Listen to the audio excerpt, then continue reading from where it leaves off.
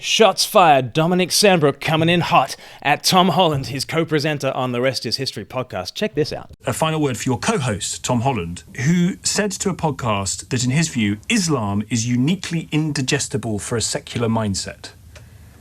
Would you disagree with him if he said that to you? I would, yeah. He knows I think it's total rubbish. I think that's total tosh. I think he's completely bananas about his Islam stuff, frankly. I'm looking forward to that episode. When can we have that episode? Yeah. That would be cracking. That's hilarious. They are great friends, which is what makes the Rest is History podcast such an enjoyable listen. But because they're such good friends, Dominic Sandbrook doesn't mind throwing shade at Tom Holland. He knows that he can take it. In this video, I want to show you why, yes, Dominic Sandbrook might not have Islam right, but I don't think he has Tom Holland right, and I don't think he has secularism right. And that's the real issue in this video. My name's Glen Scrivener. We're from Speak Life. We like to see all things through the lens of Jesus. If you want to try on a pair of Jesus spectacles, at least every now and again, why don't you give the channel a subscribe? Now, Dominic Sandbrook has copped a lot of flack for this little 30-second clip, but I want to set this in context because Tom Swarbrick, the radio announcer, I think has taken Tom Holland completely out of context, and in the final 30 seconds of an interview, kind of set Dominic Sandbrook up for a gotcha moment. In this video, we're going to go to the podcast in which Tom Holland says these things, and we'll see that Tom Holland is not saying what Dominic Sandbrook is taking him to be saying here. Let's have a look at the original podcast and see where this whole thing came from. But moving on, Tom, one of the other great religions that I think we are incredibly uneducated about, and I speak for myself above anyone else here in the Western world particularly, is Islam. And it's becoming a bigger conversation politically and societally because of immigration policy, because the number of Muslim followers of Islam in the Western world is growing. And I'd love to know more about how that religion came into being. What are its core values? What are its principles? You mentioned some of them already, but can you expand on them? Could I just, before I do that, just put Islam in the context of the kind of the Christian story, of course, as manifested in the present West? Because I think that's important to understand why there are tensions between Islam and Western secular liberalism, and why there is such a reluctance to acknowledge this on the part of enthusiasts for secular liberalism. Because essentially what Christianity has that Islam does not is a concept of the secular. And this goes right the way back to ultimately, I mean, you can trace it to the story of Jesus being asked whether taxes should be paid to Caesar. You know, he's famously asked for a coin, and there's the picture of Caesar, and he says, whose head is this? And he says, render unto Caesar what is Caesar's, render unto God what is God's. And so that sense that there is... You're talking about the separation of what the Americans call church and state. And they call that, and we call it here church and state. You know, the notion of church and state, there isn't synagogue and state, there isn't mosque and state, it's church and state. And in the West, that's because this notion of there being two rival orders gets enshrined by the towering theological genius in the Latin church. Augustine, great in North Africa in the late 4th, early 5th century AD. And then Tom Holland does what Tom Holland does best, is tell the history story of from Augustine onwards, but there's a story of history that gives us this sense of the secular on the one hand and the religious on the other, and we get to here. So there you have, as the Roman Empire falls, this notion of there being an order of the saeculum, the order of religio. And over the course of medieval history, this becomes institutionalized. And going into the kind of the Reformation and into modernity, it mutates to become this idea that there is this space called the secular, which is kind of neutral. It's separated from what has come to be called religion. And this is a mad idea. No other culture has ever had this idea. So when you read about, ancient Greek religion, they had no concept of religion. And they certainly had no concept of religion as being something that is separate from the kind of the everything else. It's, the relationship of people to the gods is like the gin in a tonic. You can't separate out the gin and the tonic. What Christianity does is to say, yeah, you can have gin and here's the tonic and you can separate them out. That's the madness of the way that we conceptualize the world in the West. And Islam has no concept that you can separate this out. You see, that's the context in which we need to have conversations about Islam, because it's Christianity and then the Christianized West that has the mad idea that religion is just one part of life that is separate and separable. The rest of the world has not done things in this way. That's what Francis Foster gets to later on in the interview. He says, has anyone else set up society in this secular religious way that the West now takes for granted? Here's Tom's answer. Surely, aren't we the only society that has ever thought we can divorce culture and religion? Yes. And We are.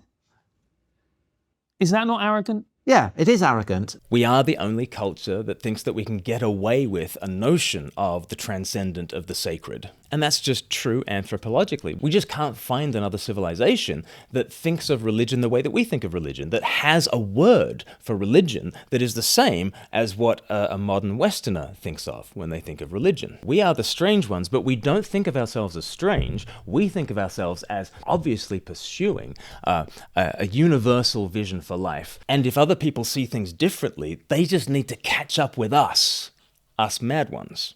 And so we are these secularists devouring every other culture and civilization, and we come across something like Islam, and it is uniquely indigestible to the secular desire to devour everything else and press everything else into our secularist mindset. That's what Tom Holland is saying, and it gels very much with Kevin Flatt, who is the author of the book Secularization, Social Order, and World History. He was recently on Paul van der Klay's channel talking about the difference between what we take as normal, which is that religion is this separate, separable, and dispensable feature of social life, and the way that everybody else thinks about it. He says that all other cultures have a sacred social order. There is the sacred that is pre-political, pre-social. You can't do anything about it. There are these supra-human forces out there in the world. We do not make up the ordering of the sacred. The sacred is a given. We have to order ourselves to it. And then there is the social order, which conforms itself to the sacred order. This is the way that all other cultures order their societies, with a sacred social order. There's a wonderful interview on Paul van der Klay's channel where Kevin Flatt talks about the sacred social order and talks about how weird us Westerners are to conceive of society in different ways. He talks about it here, and he gives a sensational analogy. Check it out. So I use sacred as a stand-in for this idea that there's something above us that we need to correspond to. And then social is meant to capture, like, yes, it encompasses individual lives and things that we do in private. That's part of sacred social order. But it's really meant to put the emphasis on this is a blueprint for society, for all of our relationships, for all of our institutions. It's not a narrow domain of life. And this is how the term really differs from the way we use the term religion. It's like, religion is like an app on your phone. It's like one of the things you can do with your phone, right? You might, you've got YouTube on your phone, so you can listen to Paul van der Klay. And that's one of the things you do with your phone. It's like one aspect of what your phone can do. Sacred social order is like the operating system of your phone. It sets the structure within which all of the apps operate. And so likewise, when we say religion, we mean it's certain things that you do at home or in a church. It's like it's kind of the circumscribed area of life. And everything else is not religion. Sacred social order is the blueprint or the structure for the whole thing. Yes, for the activities that we would regard as religious activities, like worshiping the gods, but also for governing, for the economy, for education, for the handing on of cultural traditions, for the calendar, for how we think about our orientation in space, even again, city planning. All of these things are addressed by sacred social order. It's not just confined to what we would recognize in the modern West as religion. Right. In the modern West, we think of religion as one app that you might download or might not. Every other culture thinks about a sacred social order, which is much more like the operating system than it is like any one app. And we live in the West with this mad idea that there is a neutral operating system, and some people can download the religion app, most people can probably get away without having the app, and we enforce our operating system onto every other culture and people group. But we run into problems when we have robust communities that really do believe in a sacred social order. And the secular mindset cannot just gobble up these people who have a very thick sense of what their religion means. But we can't even understand their religion because we think about it as just a very important app on their operating system, as though they've got a neutral operating system and just a really popular app called Islam. The secular mindset cannot understand the Muslim who takes their religion so very seriously that their religion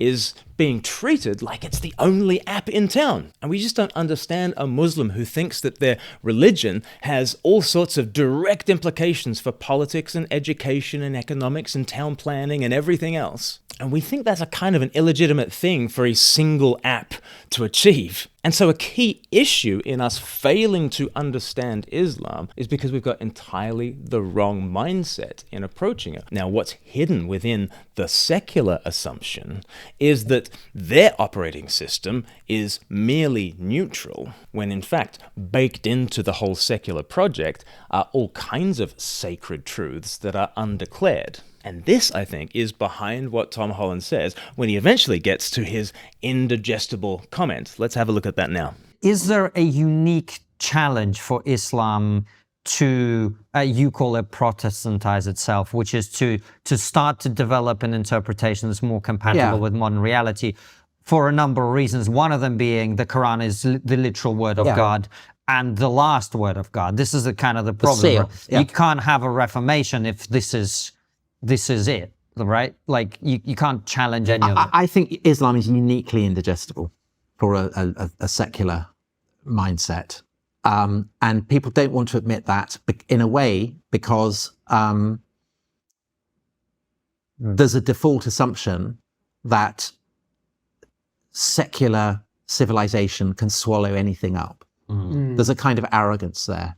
The secular civilization of the West is such a broad tent that everyone can be brought into it. Did you catch that? Tom Holland's quote here is at least as much about secularism as it is about Islam. And it's not really about a distaste for Islam. It's actually about the arrogant, devouring mindset of the secularist. Tom Holland here is mainly wanting to change your mind, not about Islam. He's mainly wanting you, dear secularist, dear Westerner, he's mainly wanting to change your mind about the religious assumptions that you already carry. Just listen to what he says.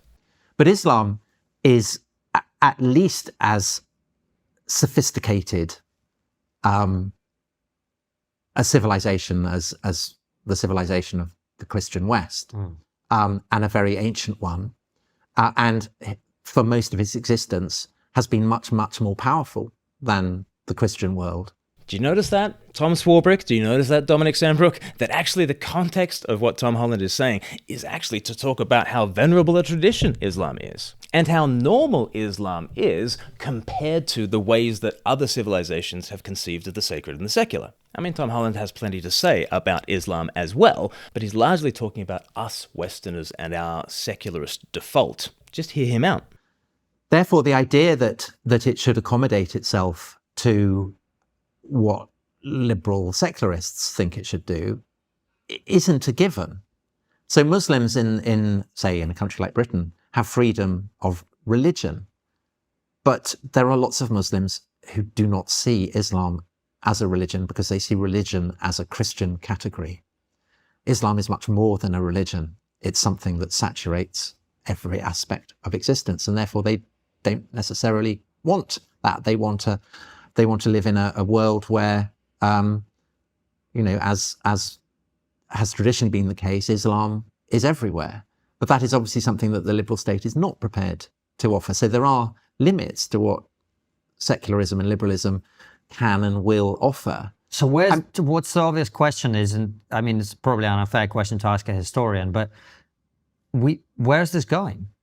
I don't know. I'm not a prophet. unlike Muhammad. I don't think he thinks that Muhammad is a prophet. Just saying. My guess is that Islam, rather in the way that Judaism has done, will accommodate itself to the host society. I mean, that's traditionally what happens, but that there will always be kickback because of what makes Islam distinctive. And also, obviously, the more Muslims there are, the more weight their voices will have. And so the more under pressure the secular assumptions of the West will come. And I don't quite know, I don't know where that will go. Where will that go? Well, eventually in the conversation, Tom Holland sets out 4 different futures. There's a future in which we blast off to a kind of a secular utopian vision in which we have jettisoned Christian commitments entirely and blast off into the woke stratosphere. There's a second future, which is an anti-woke backlash against that. And to some degree, we've seen the woke thing, and to some degree, we've seen the anti-woke thing. There is thirdly, the possibility of some kind of Christian revival. Here's what Tom Holland says about that. And I suppose a third possibility is that people will return to the source and say, well, actually, maybe I am Christian. Maybe I should take this a bit more seriously than I have been. And there are I think tentative signs that might be happening. And there's a robust and indigestible Islam that's going on at the same time. Now, which of these 4 futures will we head towards? Well, Konstantin Kisin reacts like this. You're going to get some fascists. You're going to get the rise of Islam. You're going to get these woke idiots running around ruining everything. And what was the other one? The resurgence of Christianity. I mean, that's the one I'm most happy with. I think we are living through a great choke point. Did you notice that's the one I'm most happy with, the resurgence of Christianity, and Konstantin has been going to church a little bit since this interview has aired, and we'll see where that goes. But hopefully, at least in this interview, we have shown what Tom Holland's comments are really about. They are not really about the distaste that Tom Holland might have for Islam. They are actually about the ravening, devouring desires of secularism to press everything else into its mold, and they come up against true believers in certain Muslims, and their desire to press everything into the secularist mold comes a cropper. That is partly to do with what Islam is like. It is also very much to do with what secularism is like as well. And you might not like Islam, you might not like the utopian ideals of the secularist, you might not like the anti-woke backlash either.